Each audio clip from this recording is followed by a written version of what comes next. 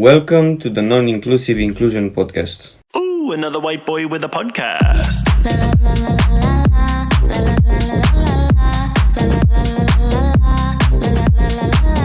Hello everyone, this is your host from Romania. Today we are going to discuss how people sometimes struggles to be inclusive and how society romanticizes inclusion. Today we have the honor to interview our guests from Poland and Spain. Welcome to the podcast. The first question would be, what's the situation with immigrants around Europe? Okay, so hi, my name is Daniela. I'm going to answer that question.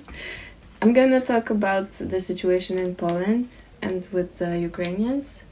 As you probably know, Poland has taken millions of Ukrainians, so we have a lot of them there.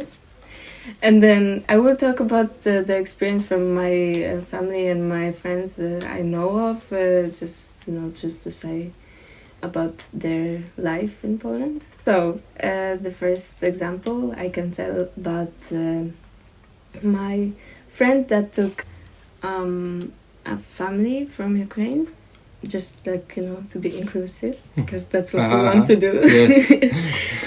And they took a family, like a mother and a girl, like 9 years old or something.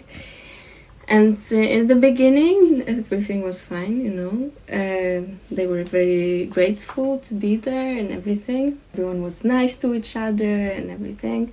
The girl was going to the Polish school and she was learning very fast Polish language. Well, must be difficult, like speaking another language, like yes, so fast you don't even want to. Yes, but the family, my friend's family, went on like a vacation or something, and they just left the girls there just to like take care of the house and everything.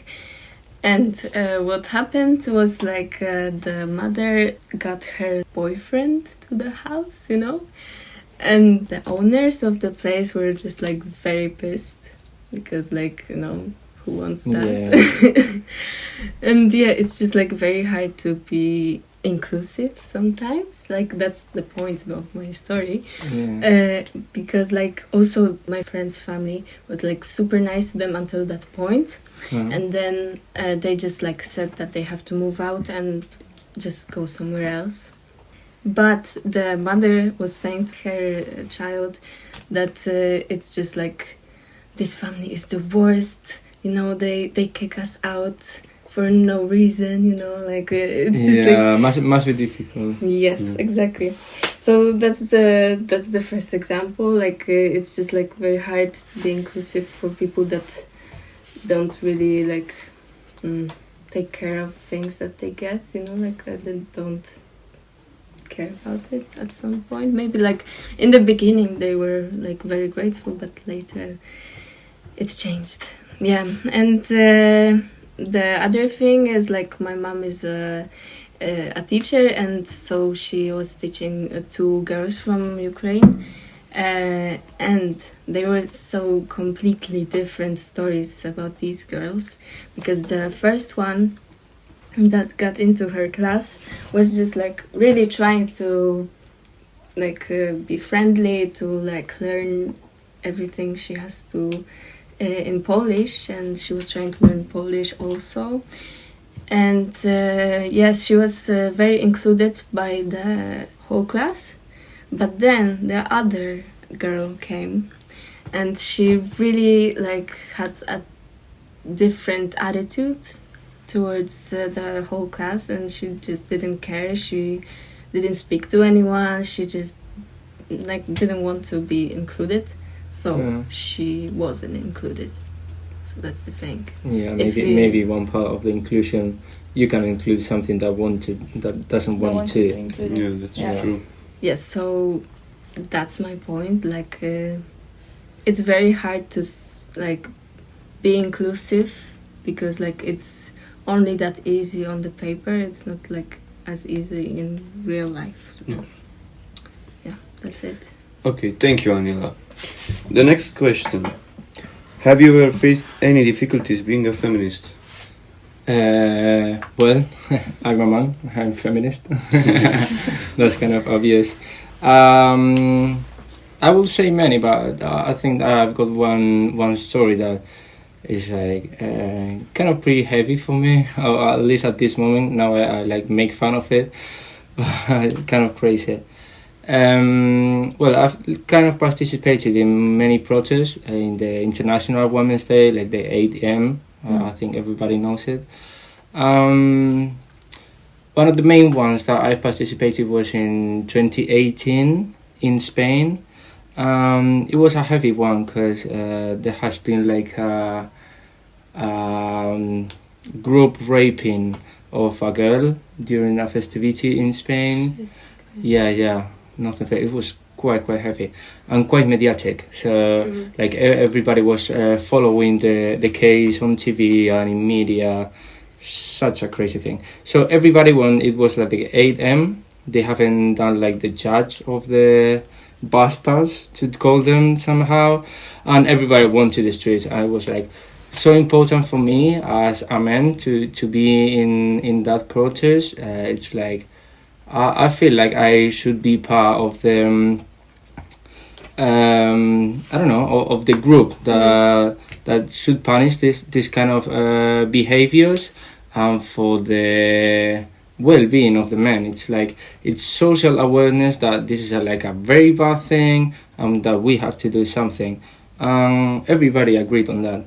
Okay, so next year I went on an international exchange to Mexico.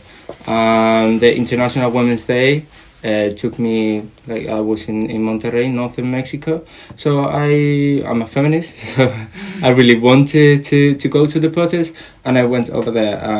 It was like a walk, blah blah blah, all the things, I know my stuff. And at the end they were like giving a speech. And in Mexico it's not that developed like the feminist movement, so just a few people, wasn't like lots of people going over there. And I was not in the front of the public watching the speech, neither in the back, but just in the middle. And they started like leveling up the volume, like the heat of the speech. Some people started like shouting at me, like, "What the fuck are you doing in here? You get out, you're a man, blah blah blah." And I literally have to run.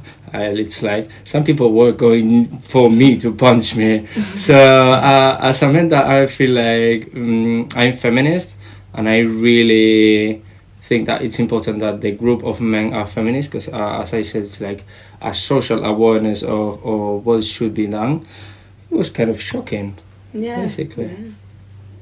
Because like in Europe, you didn't have that kind of like in Spain, your country, you didn't have this kind of experience. I think it maybe like developed sooner, the feminist movement in Europe. I don't know, even though I couldn't understand. Yeah, thank you, Pedro. Now we are going to have some short questions for our guests, but take care, your answer shouldn't be longer than 3 words. Aniela, have you ever felt uncomfortable around immigrants? Fuck, maybe, probably, yeah. Good. Pedro, is feminism still relevant today? Oh, fuck yes. Milena, do you usually help disabled people in public places when they have a problem? No, not really. Aniela, have you ever take action when you notice that someone is facing racism? Yes, I think so, yes. Pedro, do you think feminists hate men? Yeah, somehow yes. Somehow yes. That was the story of yours.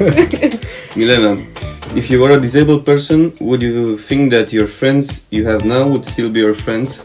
I don't think so. Aniela, have you ever been robbed by an immigrant? Not that I know of. No, I don't think so. Pedro, do you think that there are too many immigrants in your country? I think yes, because they are illegals. So we have many work to do in there. Because if not, they will be like Spanish people. They will not be immigrants. So okay. Yes. Milena, have you ever been ashamed being friends with a disabled person? Oh no. Aniela, are feminists taking it too far? Maybe some of them, yes.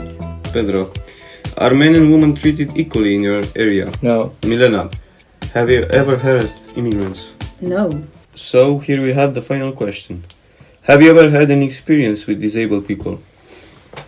Actually, yes. Hi, I'm Milena. I'm from Poland, and I went to an inclusive school. And for everyone that doesn't know what an inclusive school is, the idea is to include mentally or physically ill kids into classes when the majority of kids are healthy. So it's like 20 healthy kids and 5 that are somehow disabled. So the idea is promoted as an opportunity for disadvantaged people to be included in society since their young age. Mm-hmm. And How old are them? Like from the primary school, like 6 or 7 years old. Oh. Yeah, so that's the idea, and also is like an opportunity for the healthy kids to learn about tolerance and how to be inclusive. That's nice.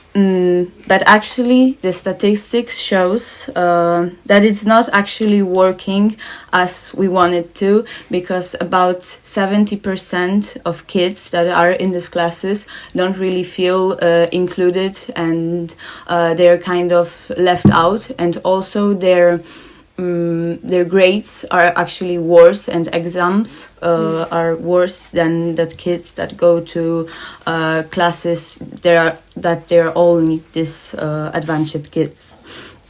And also we can see like a tendency that the tolerance from the first class to the third class of primary school is going downhill, and the kids are being like more and more excluded from the rest of the group. And it's not actually the opposite. Well, it's like an inclusion school going nuts. Yeah, it's exactly the opposite of what we wanted to get at the end. I can also speak from my personal experience as I went to this school, that it's kind of hard to expect from 6 or 7 years old kids to include and actually understand the needs of a person who, for example, has Asperger or Down syndrome. It was much easier to include kids that were physically disadvantaged than mentally disadvantaged, because they had like they were very different. Their needs were different. Their rhythm of studying was very different. So it's not that easy to just bring kids into a class of normally working and learning methods kids that and to just throw them in there and expect everything to work exactly how we want it to. Thank you for listening to our non-inclusive inclusion podcast. And I also want to thank my guests, Pedro, Aniela, and Milena. Yes, Yeah, thank you. Thank you so having much us. for having us. Thank you. Ooh, another white boy with a podcast. La la la la